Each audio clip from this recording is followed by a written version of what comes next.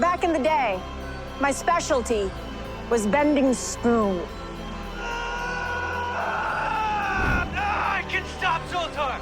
I just need to generate enough lightning. You need friction to build up that kind of kinetic energy. If you can't run, you can't throw lightning.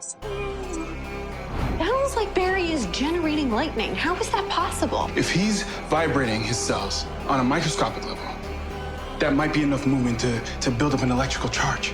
How would he throw lightning then? I don't think he's going to.